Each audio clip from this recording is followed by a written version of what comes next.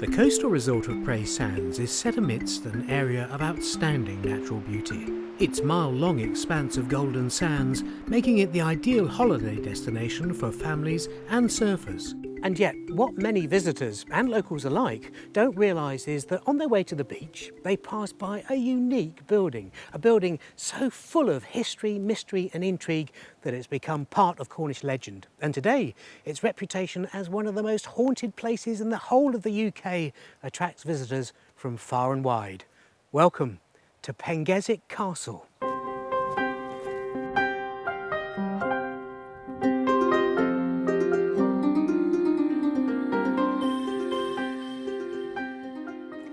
The family Pangzic can be traced back to the 12th century, and William de Pengersick, who was cartulary to the monastery at nearby St Michael's Mount, the collector of deeds and the registrar of titles. But it is Henry Pengersick who in 1330 gave rise to the first of many legends about the castle.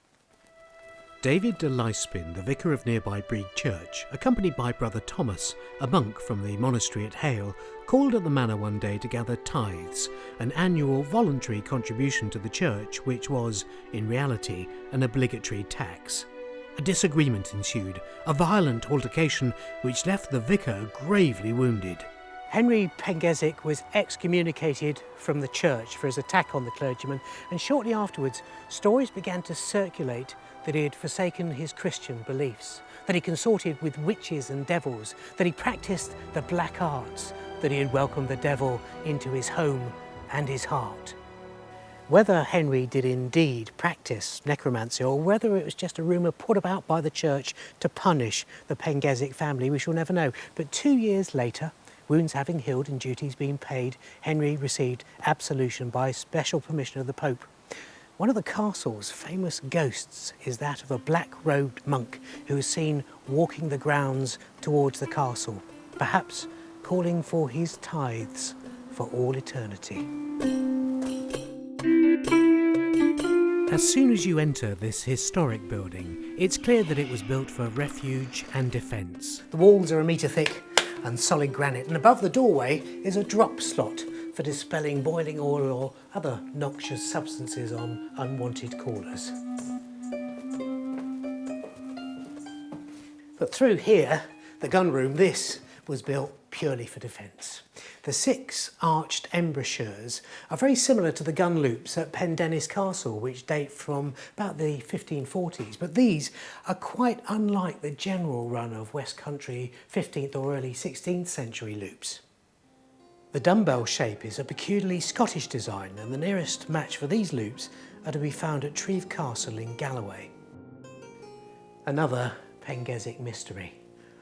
Let's go up the stairs to the first floor. A Grade 1 listed broad granite newel staircase of 65 steps, a masterly work of construction, leads upwards to the 3 domestic chambers above. Climbing the stairs to the first floor, we enter into what is now the music room, and the importance of this chamber can be gauged by this magnificent fireplace in the south wall. Originally, this chamber would have been the solar, a private chamber for the use of the head of the household, or more usually by the senior women of the household, a room in which they could be alone or sole and away from the hustle and the bustle and the noise and the smells of the great hall, which originally stood alongside the tower. The main ceiling beams in this chamber are exceptionally large, and the coarse and knotty timber indicates they've been hewn from a hedgerow tree and not from managed woodland.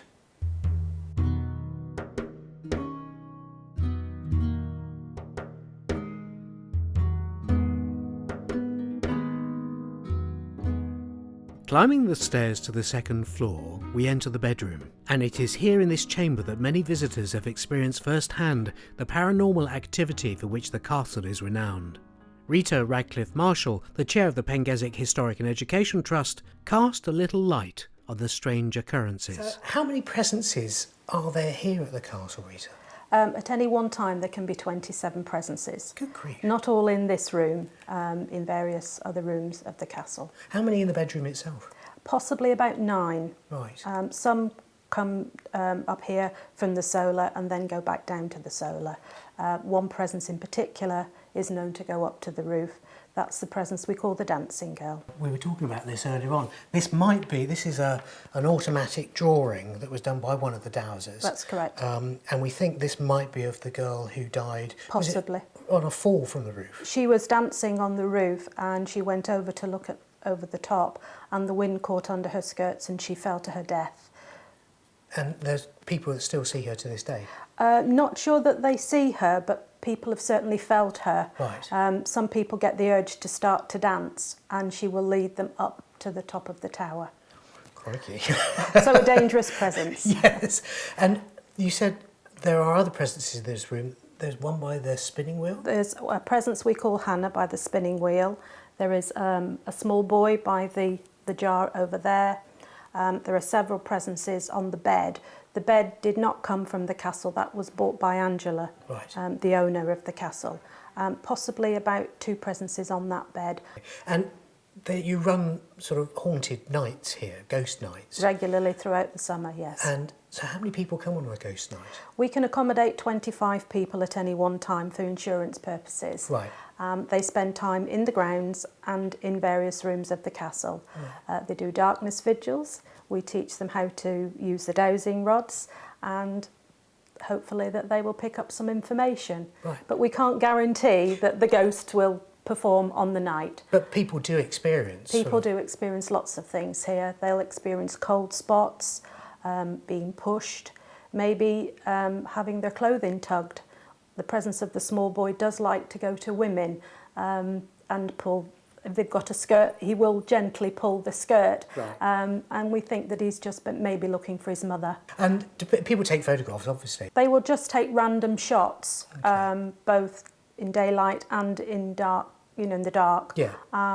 And then they will analyse the photographs, and sometimes they will get an orb, which we think is the first manifestation of a spirit presence. Right. You were saying earlier that some people were here over the weekend and took some photos, and there's some sort of weird things that have come up in the photos they've taken. That's right. They took a photograph from the garden looking towards the tower, and what appears to be a face looking out of the window back at them. Further inspection proved that there was absolutely nothing in the window at the time. So there was nobody in the room? Nobody in the room at the time, no.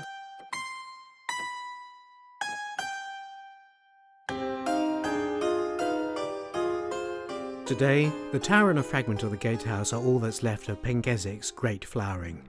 Its heyday came shortly after 1527, when a Portuguese ocean-going ship, the St Anthony, was wrecked in a violent storm down the coast at Cornwall. The then owner of Pangzic, John Millerton, and 2 other local landowners, William Godolphin and Thomas St Alban of Clowants, joined forces to relieve the ship of its cargo, which, unexpectedly, contained a great amount of gold. The St Anthony was the personal property of King John III of Portugal and the flagship of his fleet, and its cargo is thought to have included the dowry of his bride, Princess Catherine. King John appealed to Henry VIII for the return of his property, and there's some evidence that Henry ordered that all that was salvaged from the wreck should be returned to Portugal, though, unfortunately, much of it seemed to have gone missing. In the years that followed the wreck, the 3 beneficiaries, who were men of position and rank, extended their estates and their houses quite considerably.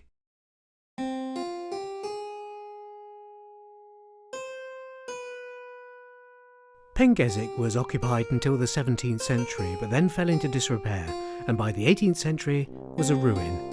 Its stonework reused in the adjacent farm buildings and 19th century farmhouse.